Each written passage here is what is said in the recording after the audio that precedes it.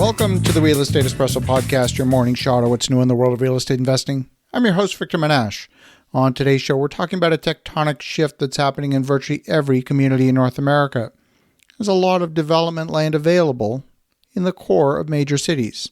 Now, as you're hearing this, you're probably thinking, no, there isn't. Not in my city. But I want you to think about large land parcels that have the potential to be redeveloped. It's rare to find anything more than a couple of acres in the core of a city, but they do exist.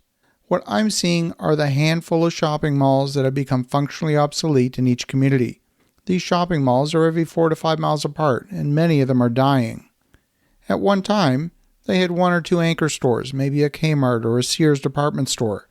These medium-sized shopping malls were designed and built in the 60s and 70s. The large national brands have long since left these malls. The tenants are small, independent businesses. You might even find a real estate brokerage or an insurance company, a dental clinic occupying a space in the middle of a shopping mall.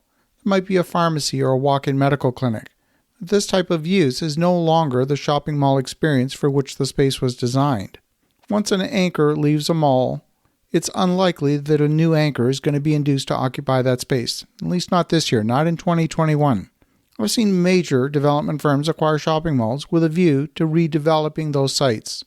They are land banking those sites in the short to medium term. It takes a while to put the plan together, to get the community on board, and for the redevelopment of that site to take place.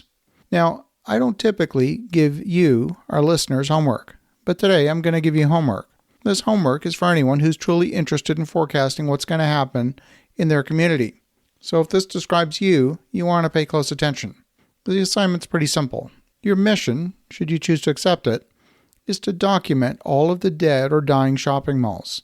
You want to figure out how large those parcels of land are and estimate what type of multifamily product could be developed on those properties. Some might end up as garden-style apartment complexes. Others might be a high-rise project. In both cases, the limiting factor is almost always the parking density. You need to figure out, will the project be limited by surface parking or structured parking? Parking nearly always consumes almost the same amount of land as the apartments. So once you've gone through that analysis, you'll be able to predict the projects that will come to fruition over the next 5 to 10 years. You'll be seeing around corners and predicting what will happen in terms of new supply entering the market before zoning applications actually hit the zoning office.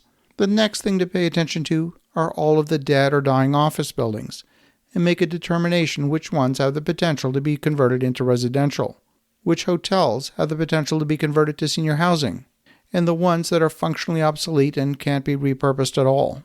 We're at an inflection point in real estate. The pandemic has poured jet fuel on some trends that might have taken 20 years to play out given their natural course, but now they're going to happen in half the time or less. Most people, in fact I would venture to say most real estate investors, would be surprised when a large property gets redeveloped. I have to tell you that one of my favorite stores in North America closed last week. That store was Fry's Electronics, and when I was traveling regularly to Silicon Valley, I would make sure that on the first day of each trip I would go directly from the airport to Fry's, and then check into the hotel after my pilgrimage to Fry's Electronics. Well, that chain of stores is permanently closed. The business is expected to go into liquidation. They had a total of 31 stores.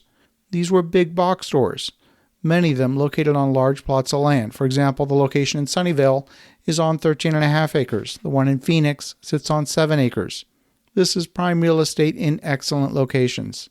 It's not likely that another big box store is going to come and occupy that location. What will happen to those 31 locations? How many will be redeveloped into residential? Will it be a major developer? Will it be you? When you start to look at a city through the lens of a developer, you can start to see around corners. Why? Because you're the one who's creating the bend in the road. If it's not you, then it's someone you might know.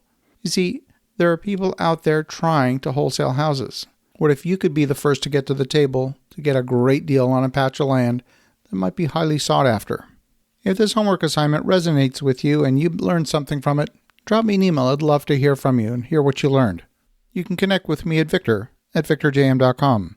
That's victor@victorjm.com. As you think about that, have an awesome rest of your day. Go make some great things happen. Talk to you again tomorrow.